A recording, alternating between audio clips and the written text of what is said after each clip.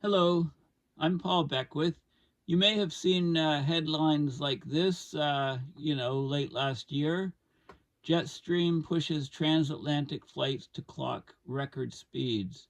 So I've often talked about the jet streams. I've talked about the temperatures increasing far quicker in the Arctic, 4, 5 to 7 times faster in the Arctic compared to the equator. This lowers the temperature difference to the equator. As a result, the jet streams slow down and get wavier and cause a great increase in extreme weather events around the planet. We have an increase in the frequency of the weather events. They happen more often, an increase in the severity of the extreme weather events. There are way more rainfall, droughts lasting longer, heat waves lasting longer. Their duration of the extreme weather events is lasting longer, you know, uh, torrential rains lasting longer, leading to floods, droughts lasting longer, heat waves lasting longer because we get jet streams stuck in place.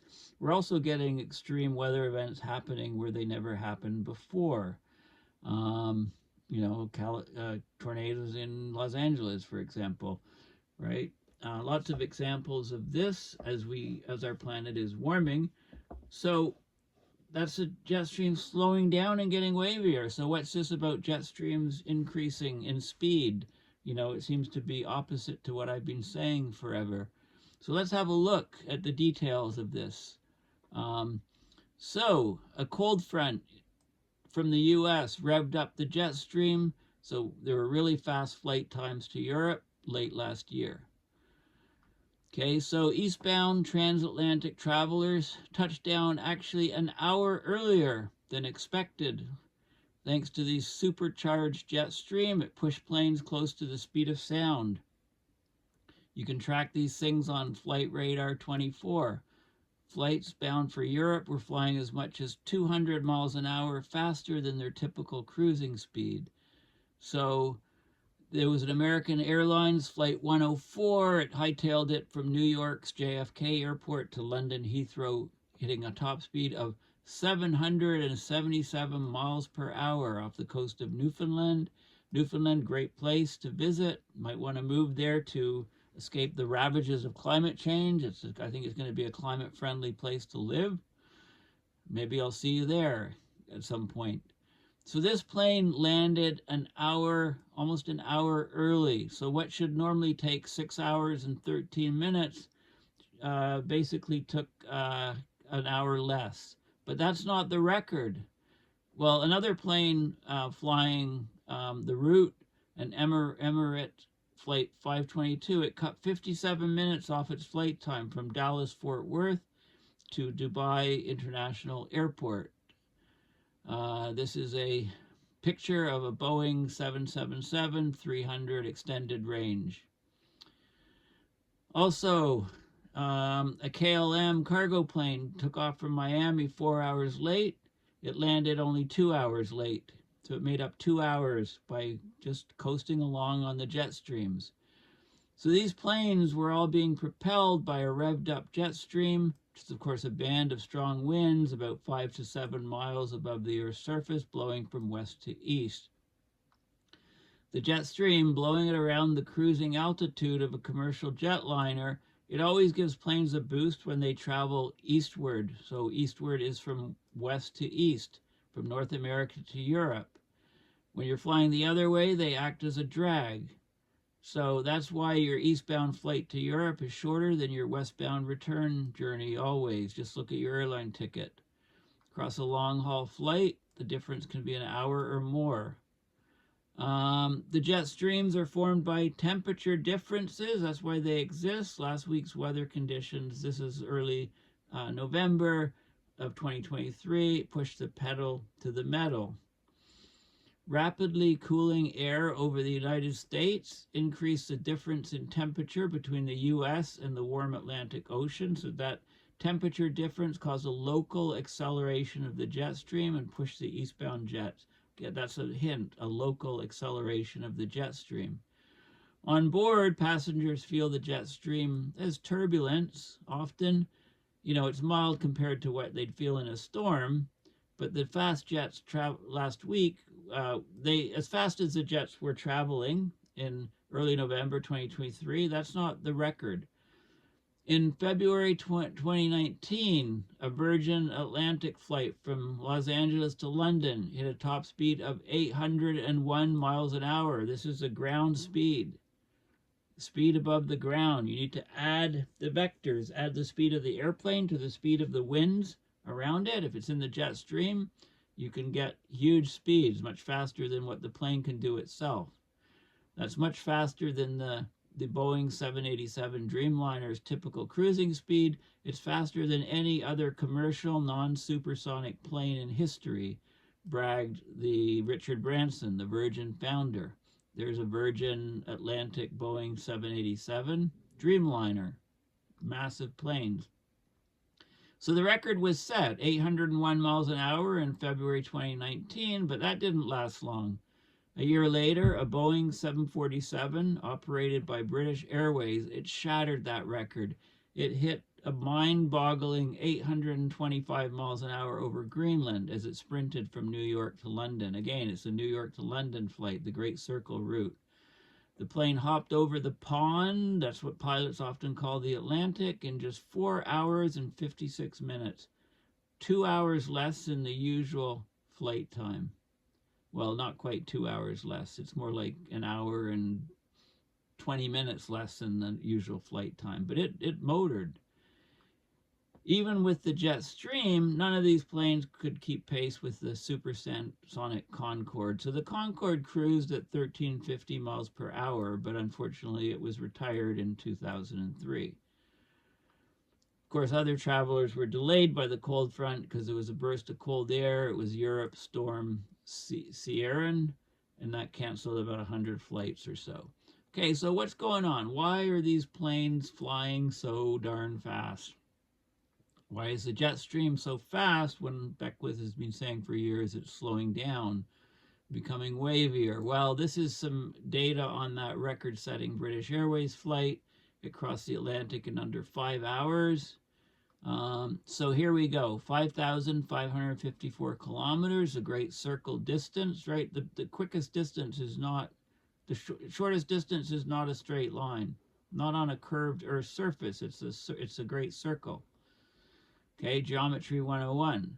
The average flight time is 6 hours and 13 minutes. The actual flight time was 4 hours and 56 minutes, first time under 5 hours, crossing the Atlantic. In the commercial aircraft, apart from the Concorde, and so the actual time was it was an hour and 17 minutes shorter than the average flight time. This flight. Okay, so it was supposed to be an overnight flight. British Airways made the trek in under 5 hours, set a new record for the fastest subsonic commercial flight across the Atlantic Ocean. Okay, so it topped ground speed of, well, it reached 825 miles an hour from the other article. Beat the previous record was a 2018 record by Norwegian Airlines, which did that route New York to London in 5 hours and 13 minutes. So it blew away the previous record by 17 minutes. First time it's been below 5 hours. Okay, this particular speed hasn't happened before, but those increased speeds across the Atlantic happen on a fairly regular basis, especially in the winter when the jet stream kind of dips down into where the North Atlantic tracks are and is a bit stronger. Okay, so what's going on? Jet stream's winds added about 150 miles an hour to the aircraft speed. We knew the jet stream was going to be very well placed to break that record.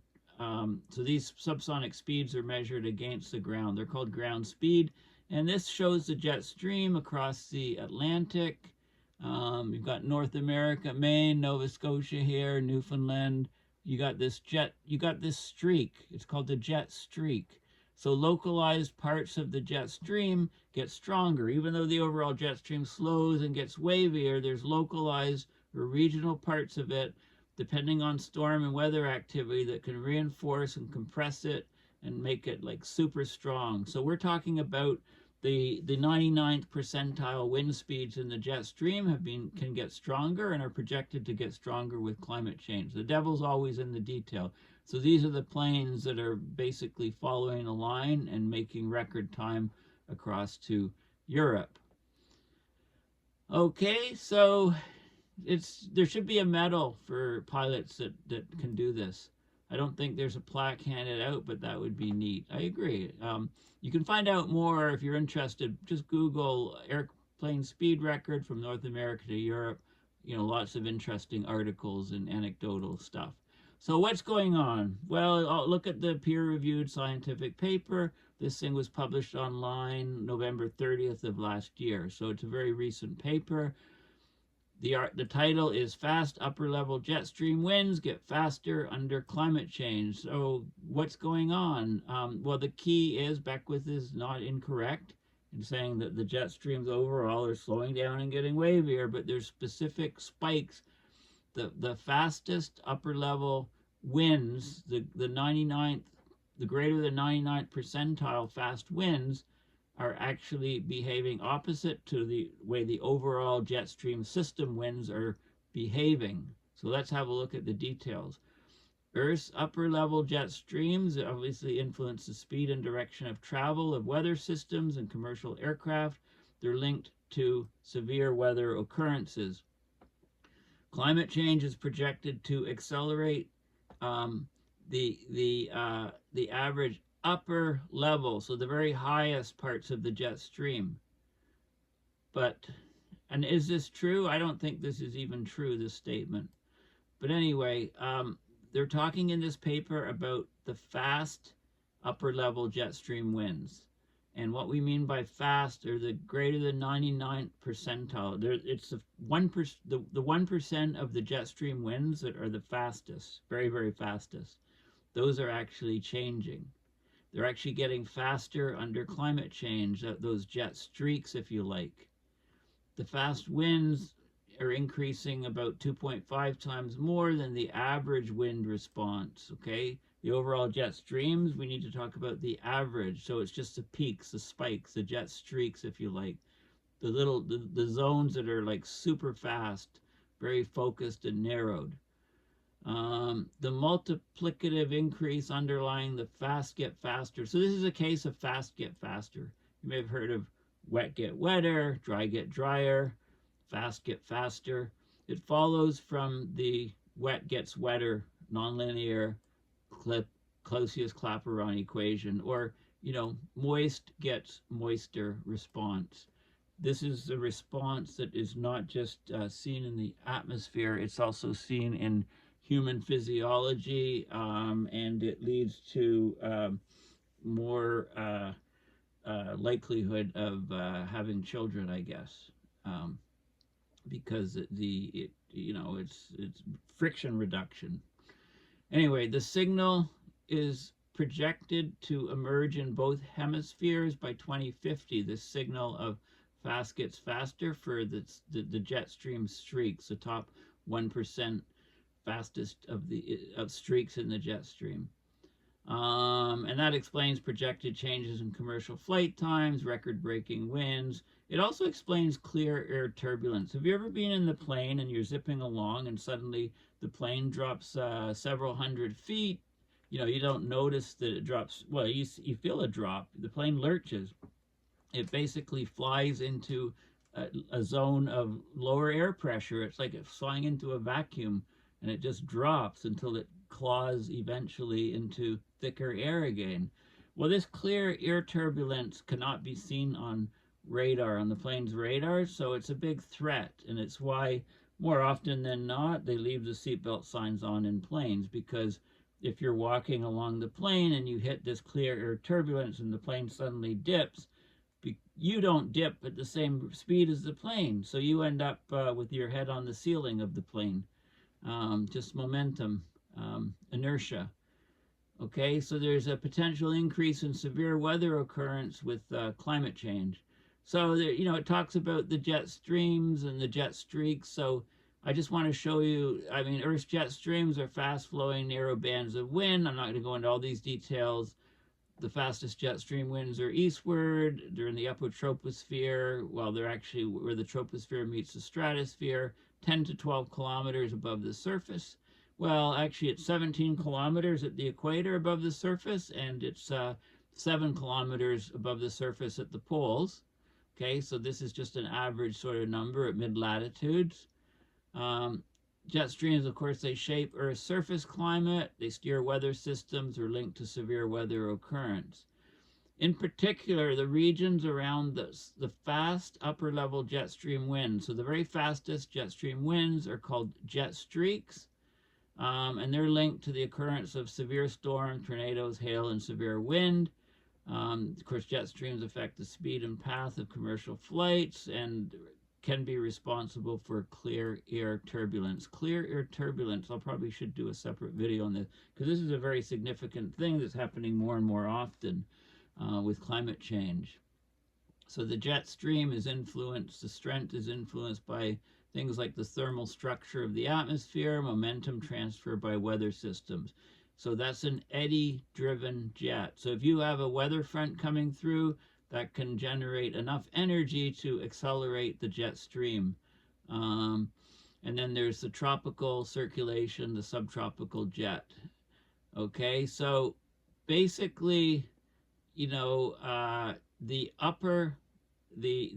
climate change is projected to significantly affect transatlantic flight times. So taking shorter to go from North America to Europe, and taking longer to go from Europe to North America. Also an increase in the clear air turbulence. Okay, so yeah, so basically, you know, little is known about how the fast, which again are the 99th percentile upper level jet stream winds, change under climate change. So we're only talking about the top 1%.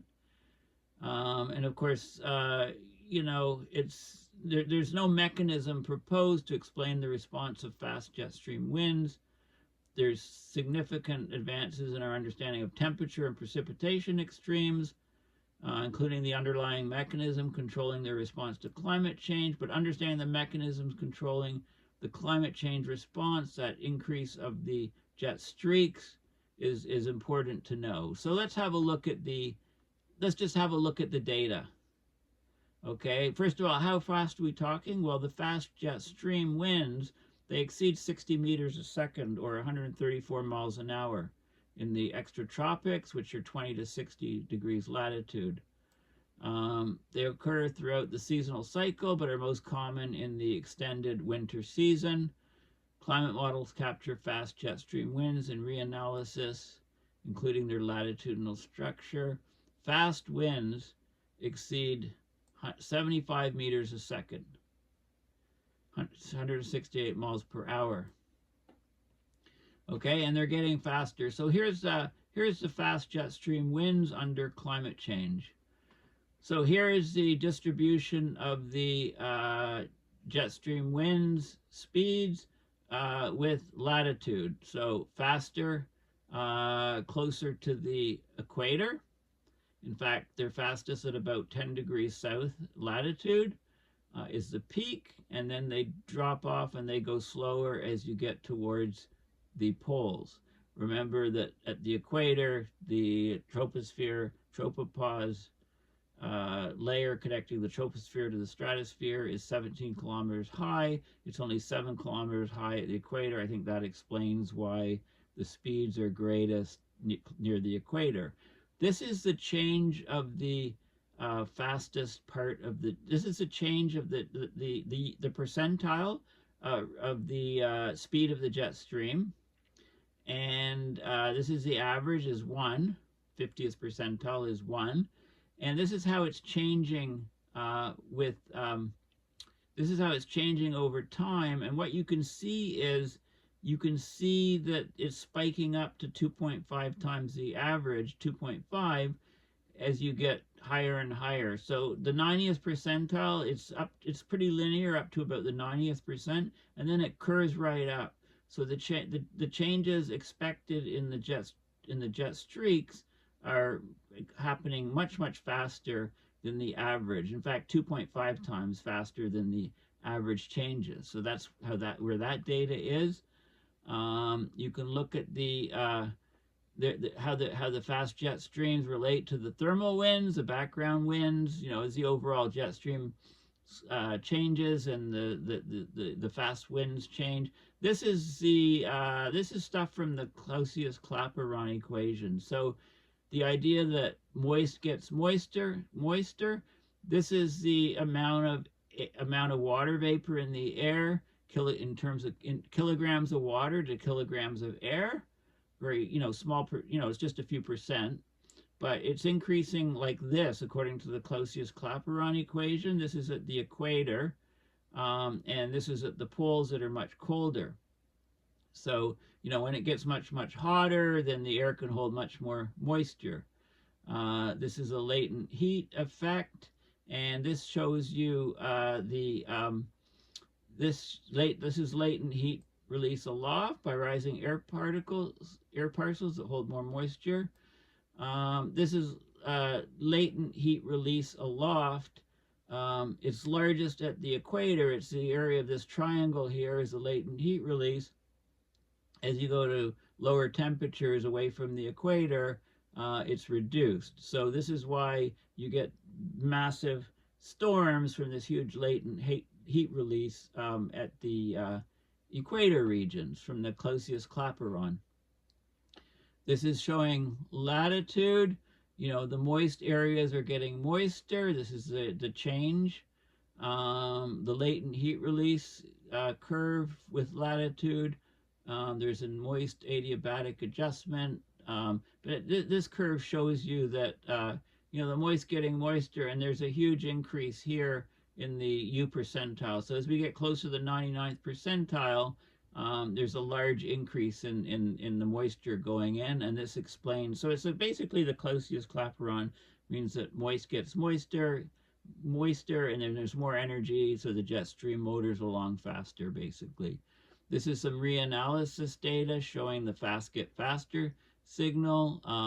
This is year 1980 to projected out past present. Here's the data to now, and this is a projection from a couple different climate models showing that the jet streams are just going to get faster and faster as the planet continues to warm, basically. This is what I just showed you. Yeah, so basically, there you have it. Okay, so I guess I wasn't wrong. Overall, the jet streams are slowing and getting wavier and causing all these events, and there's lots of papers on it and stuff. But there's a certain part of the jet stream, the top 1%, the fastest 1% winds, the jet streaks are getting faster. And if you get a jet streak crossing the Atlantic and you can get your plane on that thing, then you can motor along and you can go from New York to London, to London, England in under 5 hours. There you go. And then the pilot should get a medal for finding and tracking the jet stream exactly. So, 800, and I mean, it's incredible speeds. I just want to show you going back here. Yeah, so look at the distance again, 5,554 kilometers. If you do that in 5 hours, divide that by 5, that's 1,110 kilometers an hour is the average speed. It was slightly higher than that on the whole trip across, right? Which is just phenomenal. This plane was locked onto the jet stream and just followed it the whole way. They must have tracked it. Maybe they were looking at Earth Null School and seeing where it was or something. I don't know, but they managed to peg it and just ride it all the way over to Europe. So it's going to be hard to best that. It'll probably take a couple of years. So I think hopefully I explained that it's just the very, very fastest component of the jet stream. The fastest 1% of the jet stream is actually increasing about 2.5 times faster than the average wind response is increasing. And, This, I think, is contributing to the fracturing. You know, if you look at Earth null school, look at the jet stream, it often looks fractured, completely broken up.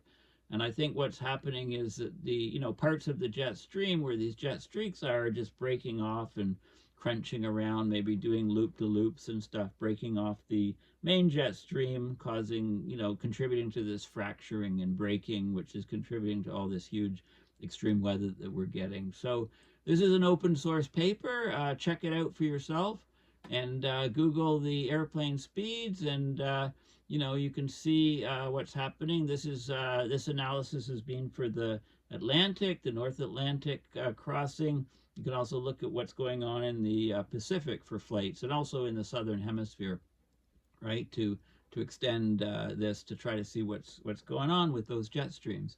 So thanks for listening. Please check out my website, paulbeckwith.net, and donate to my PayPal to support my research and videos. Thanks again. Bye for now.